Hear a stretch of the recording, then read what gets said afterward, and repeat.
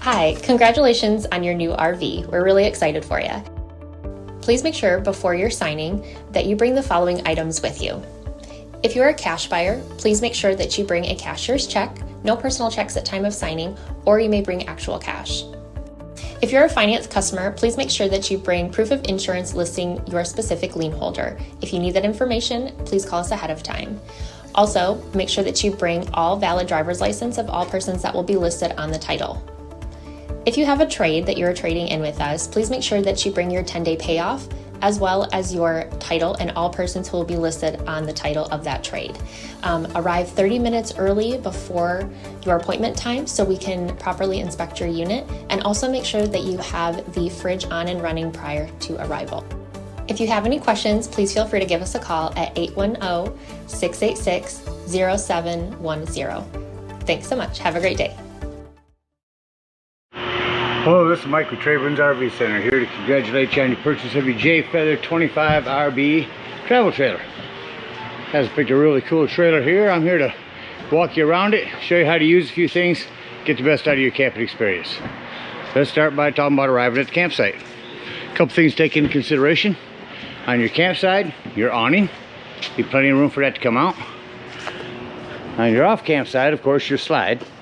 Leave plenty of room for that to come in and out unhindered, and leave yourself a nice walking path. Because the next couple things I need you to think about when parking is where your power and water connections are going to be. Your power is all the way on the rear of the unit, and then your water is toward the rear of the unit on your driver's side of the tow vehicle, your city water. So park accordingly so you can utilize the facilities at the campsite. Once you arrive, unhook your hitch. First thing we're going to do is level your unit. There's a power tongue jack on the front with a night docking light.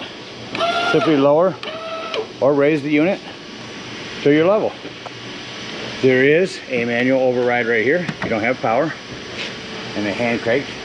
Get that up and down should you not have power and need to get off or get level. Once you got our units level, next thing we're going to do is stabilize it. All four corners of your unit, 3/4 inch stabilizing jacks. Simply put your hand crank on and run these down. Now you can use an impact driver or a drill gun. Just when you get to the bottom, slow down, because these are stabilizing jacks, not leveling jacks. We've already got our unit level. All we want to do is stabilize it. So run these down, preferably on jack pads. Jack pads are going to protect the feet of your stabilizing jacks from dirt and debris and hot blacktop in the summer. Good investment. Keep them from sinking into the ground. Use your 10% off coupon, get a 4-pack of them. Run these down until they're taut. Once you have any type of resistance on your hand crank, go ahead and stop. Run all 4 of those down without changing your levelness, again, just until you're taut. Got our unit level and stable. Let's go ahead and hook up our power and water. As I said, around the rear of your unit, you got this long 30 amp cord. The way these new ones go in, this is a pistol grip here, goes into to the left, and then you twist it to the right, and then put your black washer on. Should you need to plug in at home or any other 110, there's a 30 to 110 adapter that comes in your convenience pack. Got your power hooked up, let's hook up our water. At the campsites, we're going to hook up the city water connection. First and foremost, your water pressure regulator. This water pressure regulator is going to reduce the water pressure to 40 to 50 psi, protecting the lines in your unit. Always use this when putting fluid into your unit. Hook up your hose, but don't turn your hose on yet. Let's go find your hot water heater. So over here toward the front of your campsite is your hot water heater. All we're going to do at this point, this should lift right off here, as it does, is make sure our drain plug's back in. Preferably plumber's tape on here, not putty, it'll gum it up. Plumber's tape, get that in there nice and taut. And once that's in there snug, you can go ahead and turn on your water, your hose over there. Now after your hose has been on for a little while, go inside, open up your water taps, watch for water to come out of them. Once water's coming out, you know the air is out of the lines, and you can go ahead and turn on your hot water heater from inside. Now there is an on-off element here. The only time you ever want to turn this on here, as well as indoors, is when you're hooked up to 110. Up above that, a couple reset buttons. Hot water heater doesn't seem to be working. Come out and look and see if these are bubbled out. If they are, press them back in, and then your pressure release valve. So let's say we're going to go camping. We're not going to hook up city water. We're going to go boondocking. Well, in that case, we'll use potable water. Simply fill this up with fresh water with a hose. No need for a water pressure regulator. 2 ways to tell when it's full. There's an overflow valve right here, or inside where you check the levels of your battery or your other tanks. Press your fresh water tank and that'll tell you when this is full. Just remember, when using potable water is when you're going to want to turn on your water pump. Don't turn on your water pump when hooked up to city water. It's already pressurized. Alright, we're all hooked up to camp. Let me go ahead and walk you around the rest of the unit before we go inside. To the left of the water is a flue for your furnace. If you run your furnace, steer clear of that, it'll get rather hot. Access to the back of your fridge.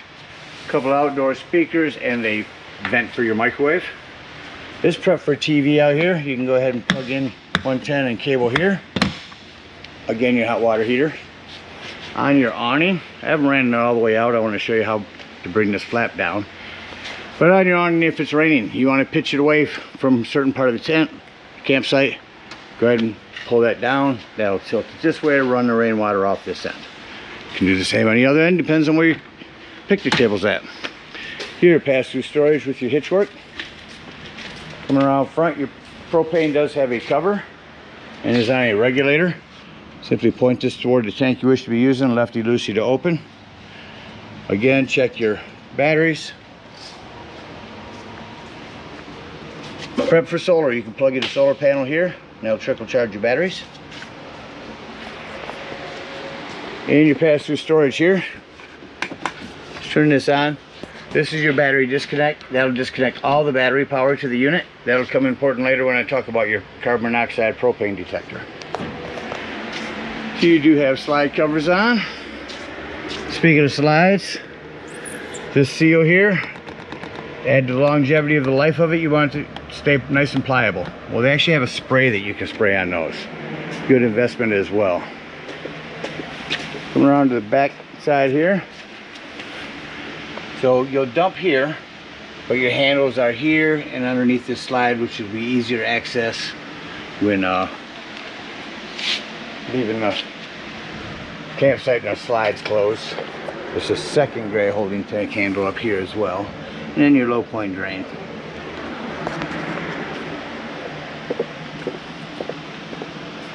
Little storage back here. Here's where you plug in your cable. Again, your power. Spare tire with a cover. Unit's also prepped for a Furrion backup camera. The device you purchased from our store that sits on the dash of your tow vehicle, electronically communicating with this device, give you a backup camera. And your other low point drain. There's where we'll dump when leaving the campsite as well.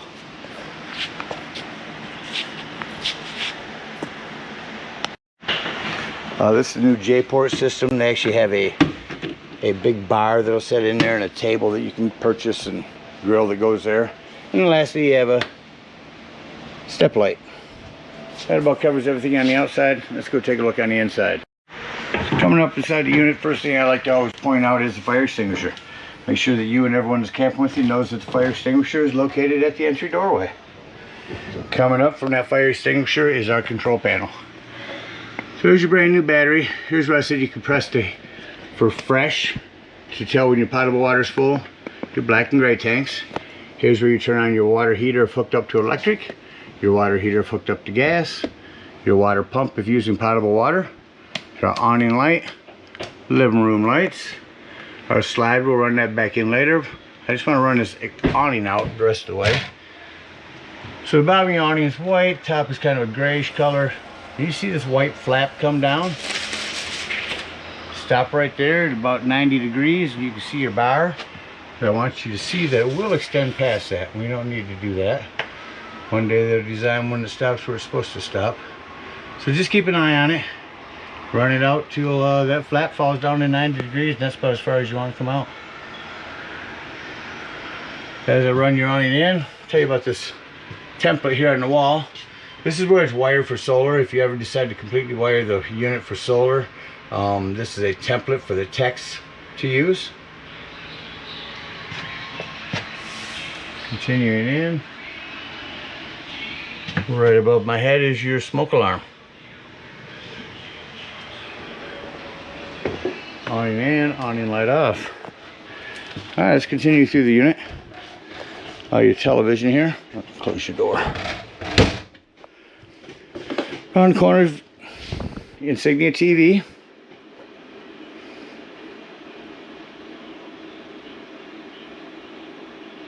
New details this morning. See that working?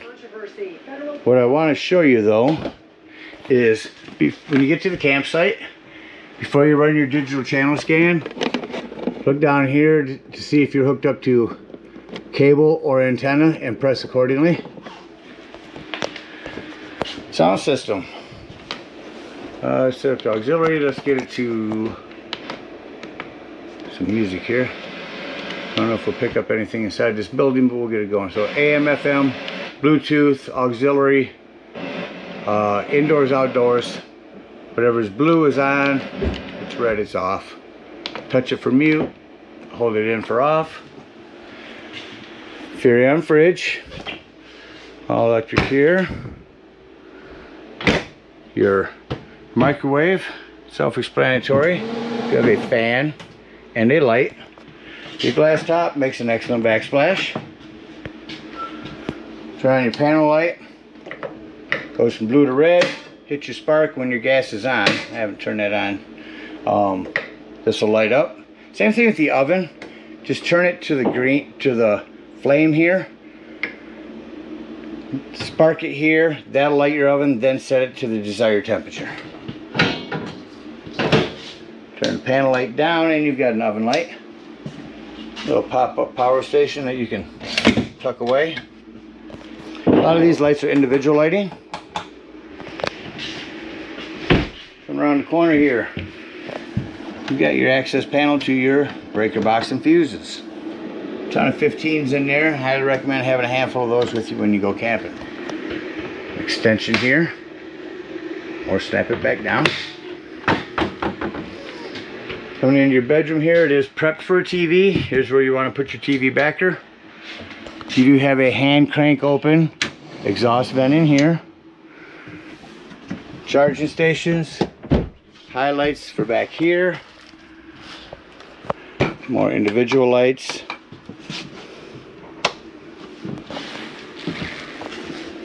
The door when traveling. Let me turn this back on. I want to make sure that this is bungeed back so this door isn't banging as you're going down the road.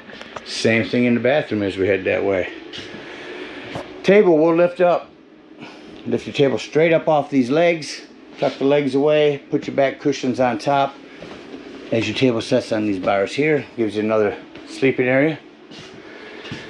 These will remove. Simply just set into your cup holder and snap them in. These are what I call parachute pull recliners. Feels like a parachute handle right there. You just pull up on that and that's where it reclines. Throwing individual lighting through here. Down the bottom here is your 12-volt carbon monoxide propane detector. The reason I mention this 12 volt, it's always running off your battery. So if you're boondocking, nothing plugged in, charging your battery, you're going to be gone for the day. Go ahead and use your battery disconnect to keep this from running your battery down. Over this, your thermostat. See if I can go through the modes here.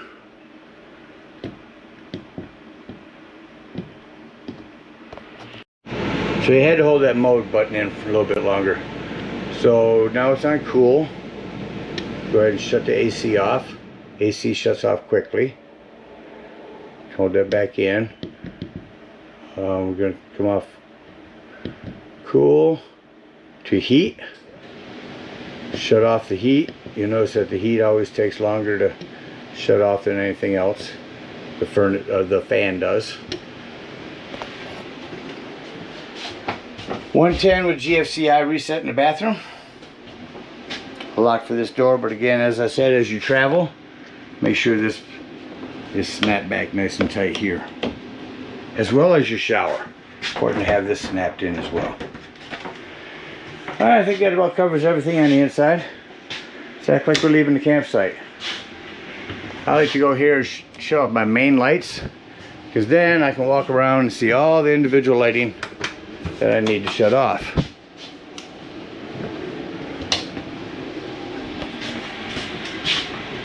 Once doing that, I can come back over, turn back on my living room lights, and think doors and drawers. Make sure all doors and drawers are closed, that nothing's gonna impede this slide from coming in. We're just gonna hit retract. It's very important to have that extension brought in.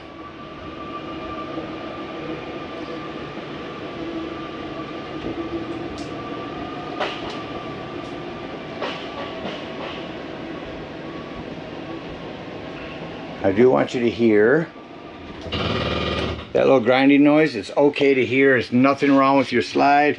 That is just the slide mechanism telling itself not to go back in any further. Come on outside. We're going to bring up our stabilizing jacks. We're going to unhook our water and our cable. After our water's unhooked, we can go back to our hot water heater again. Now be careful here. Pull this pressure release valve. That's going to spew hot water out of here. Once that's empty, push that back down. Then you can pull your drain down here. Make sure you put your door back on here.